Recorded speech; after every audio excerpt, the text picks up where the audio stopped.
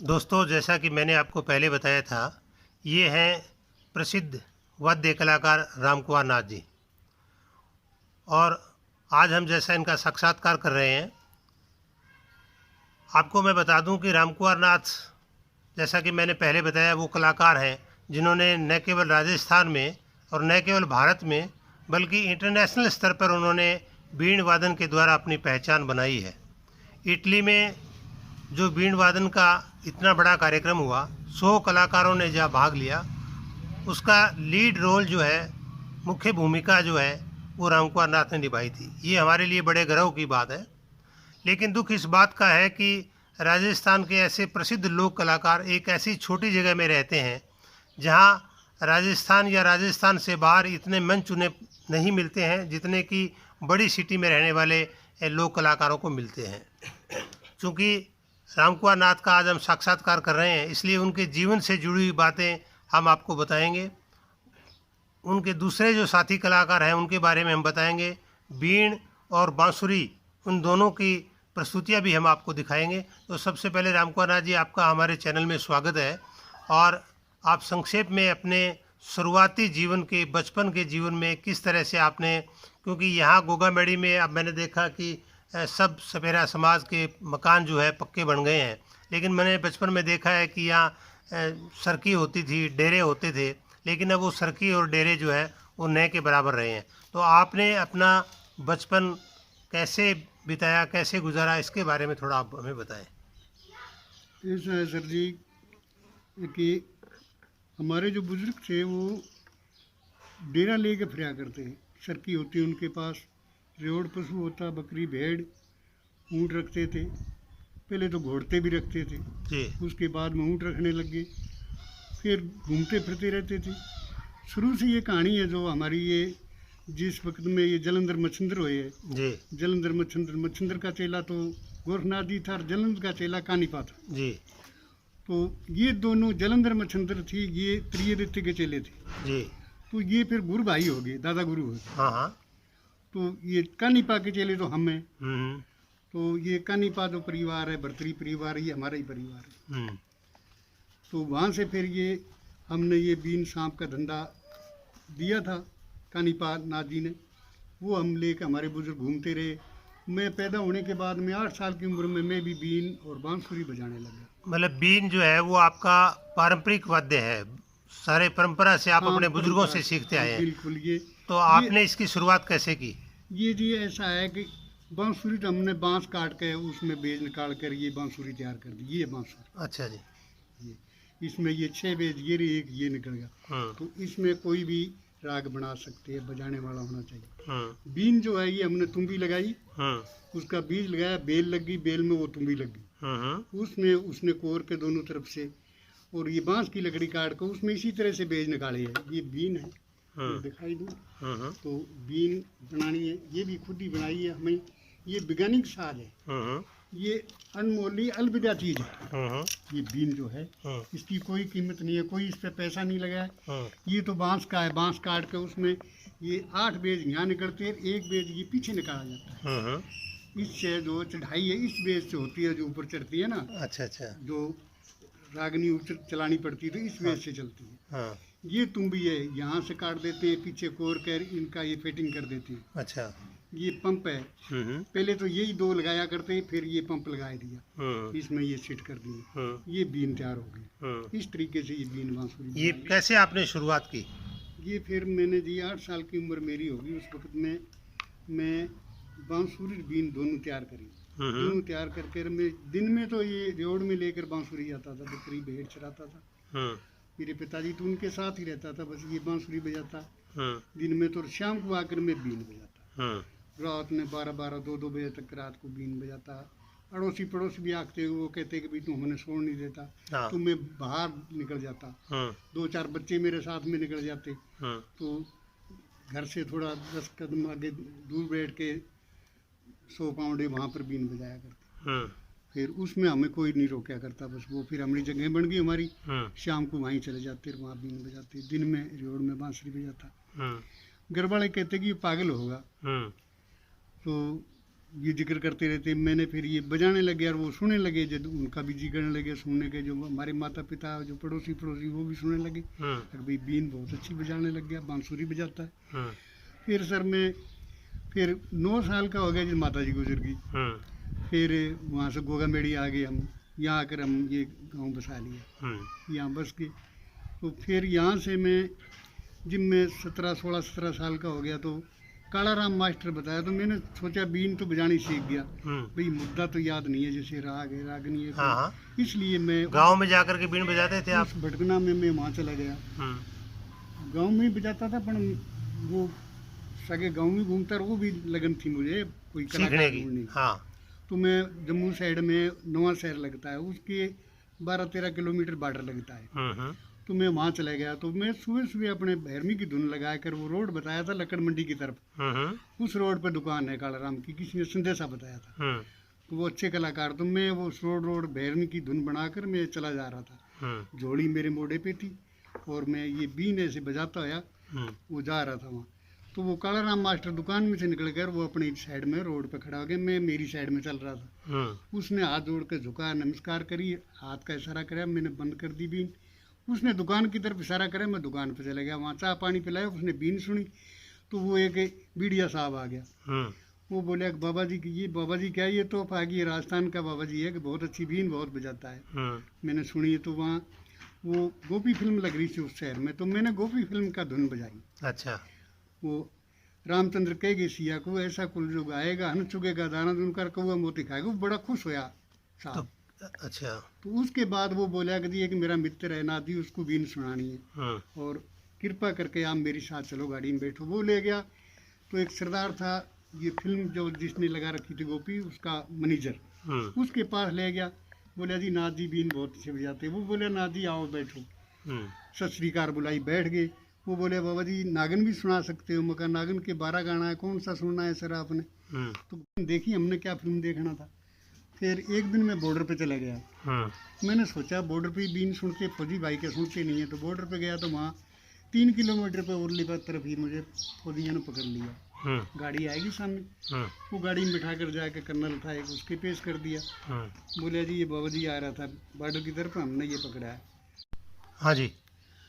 तो सामान क्या है? तो मैं सामान बताया उनको, मेरे पास झोली है, डंडा है, बीन है।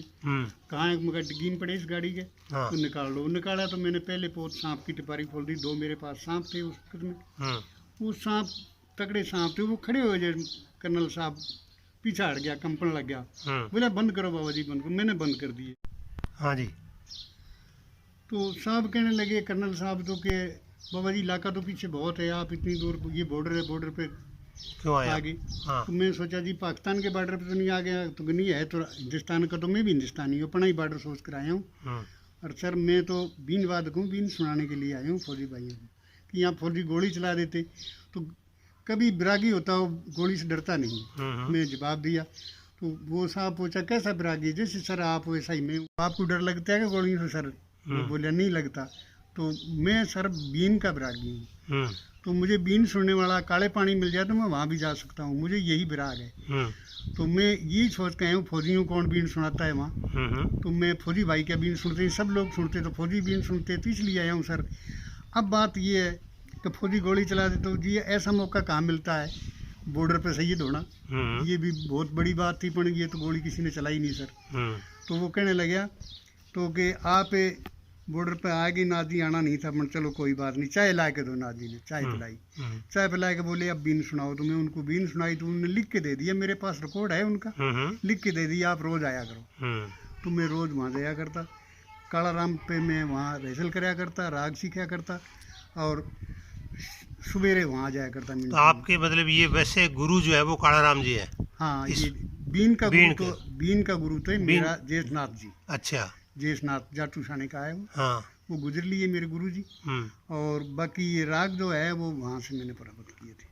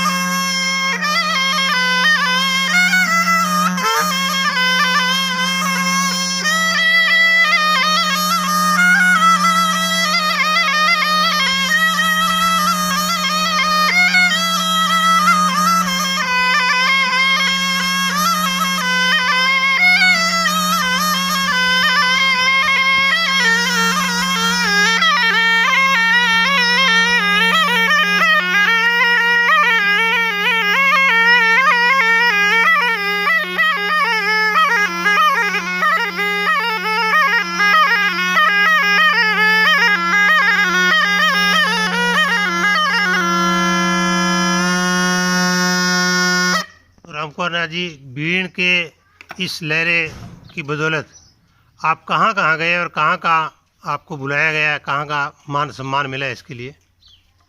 पहले तो जी देखो यहीं इंडिया में अपने प्रोग्राम करते रहे, बराता में ब्याह शादियों में शुरू किया जी। उसके बाद में मिलिट्री वाले सुरगढ़ ले गए, तो वहाँ परमानेंट ही हमारा प्रोग्राम मिलिट्री वाला वहीं करवा दिया। धर्मपाल मलिक थे उस वक्त में डायरेक्टर, 1/5/92 की बात है।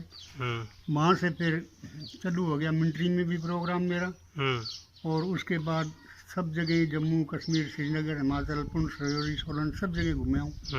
फिर जयपुर, जोधपुर, हैदराबाद सोबिन का प्रोग्राम दिया है, इटली सोबिन का प्रोग्राम दिया है, और रानीखेत उत्तराखंड में वहाँ भी लॉकडाउन से पहले वहाँ प्रोग्राम देख रहे हैं। मिलिट्री वालों ने बुलाया था तो वहाँ प्रोग्राम हुआ था। तो इसमें नौर भाटना ये तो प्रोग्राम होते ही रहते, संस्कृति प्रोग्राम बीकानेर जो है उसमें ये ऊँट महोत्सव उसमें बुलाती है। तो आपकी इसके लिए पूरी पार्टी है? हाँ। तो आप अब क्या, जैसे पहले तो आपका पैतृक काम जो है वो सांप पकड़ के लोगों का मनोरंजन करना, बीन सुनाना, लेकिन वो तो अब शायद रहा नहीं।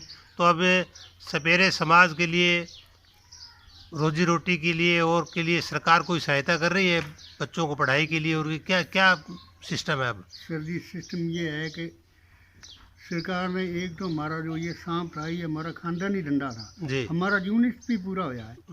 तो हम ये सांप लेकर गांव में जाते थे तो वहाँ बच्चे कहते बाबा जी सांप दिखाओ, वो सांप दिखाते तो वहाँ बीन बजानी पड़ती, बीन बजाते 10 लोग इकट्ठे होते तो 8 आना 4 आना करके वो 5-10 रुपये हमारे बनते थे। अब बीन लेकर हम सारा दिन फिरें तो कोई ऐसे नहीं कहेगा कलाकार जी हमें बीन सुनाओ, क्यों नहीं कहेगा कभी ये 100 रुपये मांग लेगा, 500 मांग लेगा कलाकार, तो इसलिए वो सुनता नहीं कोई। तो अब वैसे ही अब कोई धंधा नहीं चल रहा है। और वैसे हमने तो देखो सर जी अब मैं 8 साल से लगा सर, आज मेरी उम्र होगी 72 साल की उम्र होगी जी। तो मैंने बहुत कोशिश करी, यही सोचा था कभी अच्छी जगह मिलेगी, सरकार कोई भी अच्छी रोजी रोटी देगी, देश प्रदेश जाएंगे, अच्छा कोई प्रोग्राम सुनाएंगे, तो कोई सरकार हमारी तरफ कोई देख के ही नहीं है कि क्या कर रही है। तो अब तो ऐसा है कि अब अभी भी यही है कि ये कहते हैं लोग अब उम्र बहुत होगी आप ये छोड़ दो, तो मैं ये से नहीं छोड़ रहा कि मेरी परंपरा है ये, इसको मैं लुप्त नहीं होने देने जाता भी, जितने जिंदा हूँ इतने ये बीन बांसुरी ये बजाऊंगा। अब ऐसा है कि मेरा इरादा आगे भी ये है, अगर मरते दम भी या बीन या बांसुरी बजा कर मरने चाहता हूँ, ये पटानी मालिक बजाने देगा ना बजाना, मेरा इरादा आगे तक भी है। आपके जज्बे को हम सलाम करते हैं। लेकिन राजस्थान में पश्चिमी सांस्कृतिक केंद्र है उदयपुर में, वो भी लोक कलाकारों को बुलाते हैं। राजस्थान में राजस्थान संगीत नाटक एकेडमी है, वो भी लोक कलाकारों को बुलाती है। तो क्या कभी आपको पश्चिमी सांस्कृतिक केंद्र उदयपुर से या फिर संगीत नाटक अकादमी जोधपुर से आपको कभी बुलाया, कभी कार्यक्रम दिया आपने? जोधपुर में नहीं बुलाया सर। अच्छा, संगीत नाटक अकादमी से आपका कोई संबंध नहीं रहा? नहीं, बीकानेर बुलाया है। किसी संस्था ने बुलाया होगा? पर्यटन विभाग। अच्छा। और ये अपने जवाहर कला में मुत्था साहब थे वहाँ में, जवाहर कला में प्रोग्राम दिया था। उदयपुर भी उसके बाद में यूथ फेस्टिवल में गए थे अपने। हाँ। तो अब आप सरकार से क्या कहना चाहेंगे? अब सरकार से क्या कहें, हम तो देखो अब सब जगह देख लिया प्रोग्राम करके, हमने ये आशा नहीं है कि भी सरकार हमारी तरफ कोई सुनाई करेगी। अब क्या कहें सरकार को, अब ये बीन बज रही है, ये सब जगह टेलीविज़न, रेडियो में, इंटरनेट पे सब जगह आवाज़ तो जा रही है।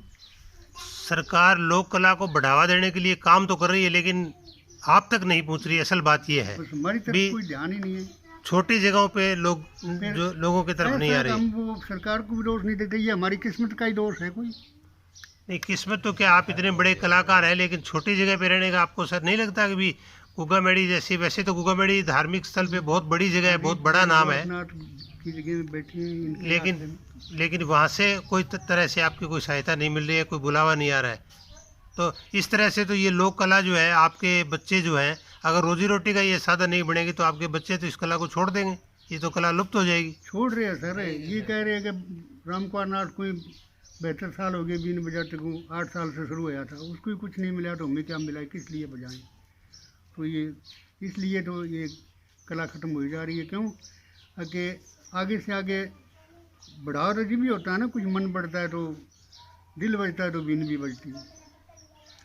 तो दोस्तों, आपने देखा राम कुंवर नाथ जी की जो पीड़ा है वो बिल्कुल वाजिब है। भले ही सरकार लोक कलाकारों के उत्थान के लिए कितने ही बड़े दावे करें या भले ही किन्हीं लोक कलाकारों को बुलाए, बड़े बड़े कार्यक्रम हो, उन्हें खूब बड़ी बड़ी मोटी फीस दी जाए, लेकिन राजस्थान के गुगामेड़ी जैसे या दूसरे छोटे मोटे गांव हैं, वहाँ बहुत सारे बड़े स्तर के लोक कलाकार हैं। जैसे कि आपने राम कुंवर नाथ स्वयं से सुना कि उन्होंने पूरे देश में इधर उधर घूम करके कार्यक्रम दिए हैं, लेकिन वो किसी संस्था द्वारा कभी कभार कोई कार्यक्रम हुए हैं। सरकार की तरफ से पर्यटन विभाग द्वारा 1-2 बार उन्हें बुलाया गया होगा, लेकिन लंबे समय तक कोई ऐसी कोई इन्हें नहीं दी गई जिसके कारण इनकी रोजी रोटी है वो पुख्ता हो सके। तो अब इनसे बांसुरी का एक छोटी सी धुन हम और सुन लेते हैं और उसके बाद में उनसे थोड़ी बात करेंगे और फिर कार्यक्रम को समापन करेंगे।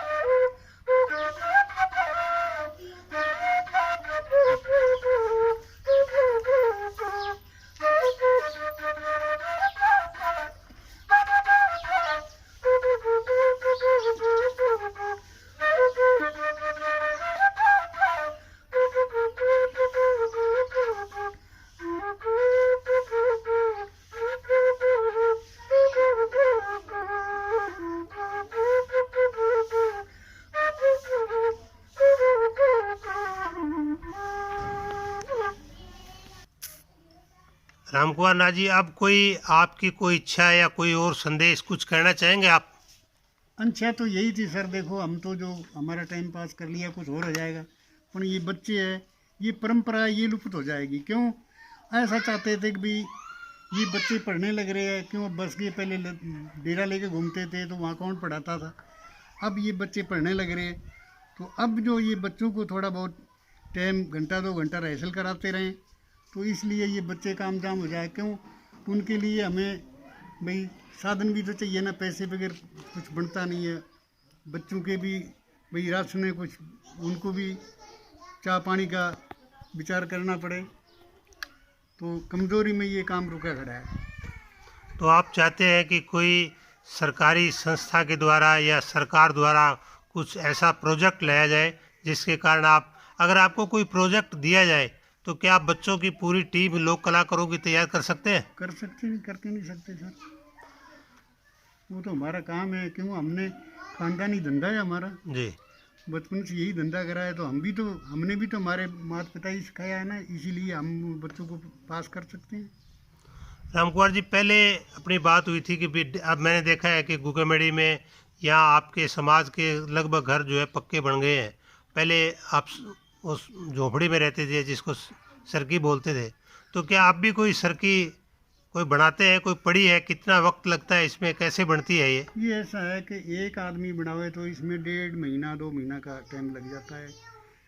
क्यों, उसमें वो सरकने हैं, उसमें से तुड़ी तोड़ के लानी पड़ती है, फिर मूंज निकालनी पड़ती है, फिर उसकी छटाई करनी पड़ती है, छटाई करके छोटी बड़ी की 2 छांट करके फिर ये आग में भुड़भुड़ाई जाती है, इतनी इतनी 2-2 अंगल, फिर इनको कूटनी पड़ती है, कूट के फिर पानी में भिगो कर दोबारा कूटनी पड़ती है, फिर एक रस्सी बांध कर उसके माथे बांधने पड़ते हैं, फिर उसमें सीड डाले जाते हैं, मूंज की जोड़ी उस तुड़ियों के बीच के निकालनी पड़ती है, तो उसमें 6 सीड डलते हैं, एक में 5 सीड डलते हैं, वो छोटी छांट बड़ी छांट में 6 सीड डलते हैं, वो जोड़ी डलेगी उसमें, वो डाली जाती है। फिर उसके बाद में फिर उसमें दाई डलती है पीछे, उसमें 3 दाई डालनी पड़ती है, 3 दाइयों के बाद में फिर उसको खीलनी पड़ती है, खिलाई करनी पड़ती है, दोनों पार्ट वो आमने सामने से जोड़ने पड़ते हैं, वो जुड़ने के बाद में वो सरकी बन गई। फिर बांस है, 6 बांसों 3 बांसों पर 6 खूमी होगी, उस पर वो तानी जाती है, जैसे तंबू से तन जाती है, उसमें बरसात नहीं आती है। नहीं तो अब तो डेरे इधर से उधर जाते नहीं है, तो शायद उसकी जरूरत पड़ती नहीं होगी, शायद वो तो बढ़ती नहीं होगी अब। हाँ, तो अब घूमना फिरना तो बंद कर दिया अब, इसलिए सरकी भी नहीं बढ़ती है। सरकी भी नहीं बनती है साहब। और एक आपके समाज में पहले जोड़ी होती थी, हाँ, जोड़ी वो कैसे बनती है? कौन बनाते हैं उनको? अब तो शायद वो भी कम हो गई है। हमारे जो माता बहनें वो बनाती है। तो एक जोड़ी को बनाने में कितना वक्त लगता है? 6 महीने लग जाते हैं। एक जोड़ी को बनाने में? हाँ, दोनों कैसे जोड़ी बनती है वो? 6 क्या क्या महीने चीजें में- लगती है, थोड़ी 6 बताएं महीने हमारे में दर्शकों को। दोनों जोड़ी तैयार हो जाती 6 महीने में, 3 महीने में एक जोड़ी तैयार होती है। वो ऐसा है कपड़ा है जो वो हमारे जैसा हमारा जो पहनने का हमारा जो कपड़ा चलता था, उसी रंग का कपड़ा, भगवे रंग का कपड़ा, उसने दोहरा कपड़ा करके वो 3.5 हाथ का, 3.5 बाई 3.5 हाथ होता है वो जी। तो उसमें तागे डाले जाते हैं, तागे बढ़ के सूत के, हाँ। और वो सूत के तागे उसमें बहुत गहराई से डालने पड़ते हैं, सुई के साथ वो तागे डाले जाते हैं, वो तागे डलते हैं। उसके बाद में फिर इस पे कटाव निकाले जाते हैं, सेव के लिए कटाव, सफ़ेद कपड़े के ऊपर कटाव निकाले जाते हैं, फिर इसके डस लगती है, 4-4 डस लगकर फिर ये जोड़ी बढ़ जाती है सर। तो ये मतलब जो है आपके ब्याह शादी में भी ये जो है वो जैसे दहेज के रूप में, दान के रूप में दी जाती थी? अब तो जी कम देते हैं, क्यों, अब ये सांप सूप भी बंद हो गए, हाँ। तो इसलिए वो झोली भी बंद कर रखी है, क्योंकि वो चलती नहीं है ना। हाँ। दे तो देते हैं अभी भी, हाँ। पहले परंपरा में यही था, सांप भी देते थे हमारे, अच्छा। और ये झोली भी देते थे, बीन भी देते थे। हाँ। झोली, डंडा, बीन ये दाज में देते थे जी। तो पुराने वक्त में और अब वक्त में तो बहुत अंतर आ गया है। ये रोजी रोटी होती तो हमारी। तो पुराने वक्त में जो है आपके रिश्ते होते थे वो क्या, आज तो ये देखते हैं कि लड़का पढ़ा लिखा है कि नहीं, नौकरी लगा है कि नहीं, लेकिन आपने तो वो पुराना वक्त देखा है। तो उस वक्त में क्या देख करके लड़के की शादी करते थे कि भाई ये लड़का है, लड़की को कमा के खिला देगा, उसके लिए क्या शर्त होती थी, क्या देखते थे? पहले तो ये कला जो उसके पास बीन की जो कला है, तो ये देखते थे भी बीन बजाता है जी। फिर वो उसकी रोजी रोटी देखते थे, भाई ये लड़का लड़की को कमा के खिला सकता है क्या, तो वो महीने 2 महीने 4 महीने लड़की वाले के पास वो घुमाता, वो झोली दिखाता उसको भी इतना साथ में लेगा। पहले लड़के वो जो कमा के लाता था लड़का, वो लड़की वाले को दिखाता था कि भी हाँ। तो वो ऐसा होता थी, वो जो कमाई तो अच्छी करता तो उसको लड़की दे देते, नहीं जवाब भी दे देते। अच्छा। ऐसा भी हो जाता। पुराने वक्त में ऐसे रिश्ते होते थे। ऐसे थे। लेकिन अब जमाना बदल गया है। अब जमाना बदल गया, तो अब तो जी ऐसा है, पढ़ा लिखा देखते हैं, घर देखते हैं।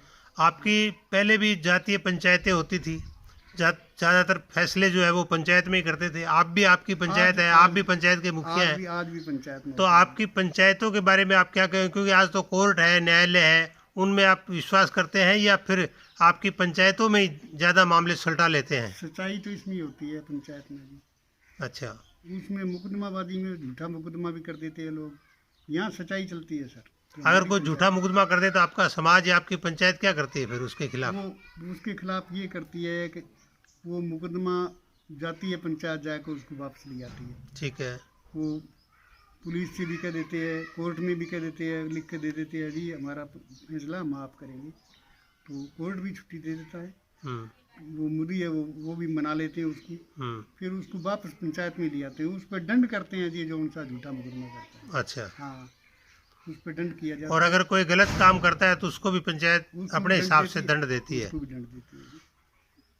तो अब ये जातीय पंचायत धीरे धीरे खत्म हो रही है या अब भी बरकरार है आपके यहाँ? देखो जी, जितने हमारे साइने जो बैठे हैं, हाँ। इतने तक तो ये पंचायत बंद नहीं हो सकती, आगे की कह नहीं सकते सर। हाँ। हो सकती है बंद, पर अभी है जो अभी तो हमारा यही पुराना ही धंधा चल रहा है, जो परंपरा से जो फैसले होते थे वो याद हो रही है। तो आपके समाज में जो अपराध है वो कम है या बड़े हैं? वो जैसे ऑल ओवर जो देखते हैं तो समाज में अपराध बहुत ज़्यादा बड़े हैं, तो आपके समाज में अपराध बड़े हैं या नहीं बड़े हैं? और बड़े हैं तो किस तरह के अपराध बड़े हैं? ऐसा है जी, हमारे समाज में इतना अपराध नहीं है जी। क्यों? अगर उनको ये डर लगता है कि भाई पंचायत वाले कोई भाई अलवाड़ करेंगे तो पंचायत वाले दंड लगाने, तो ये भय होता है, भय बगैर प्रीत नहीं होती। तो आपकी पंचायत के मार्फत आपने समाज में पूरी परंपरा जो है वो बना रखी है। तो दोस्तों, ये थे हमारे साथ लोक कलाकार रामकुमार नाथ। इन्होंने आपके इनके जीवन के बारे में सुना, इनकी इच्छा के बारे में सुना, इनके समाज के बारे में सुना। तो हम तो दर्शकों को यही कहना चाहेंगे ज़्यादा से ज़्यादा प्रमोट किया जाए ताकि ये जो है अपनी लोक कला को आगे बढ़ा सके, नए बच्चों को सिखा सकें। इसके लिए हमें सबको मिलकर के प्रयास करना चाहिए। धन्यवाद रामकुमार नाथ जी, और आप सभी दर्शकों का बहुत बहुत धन्यवाद।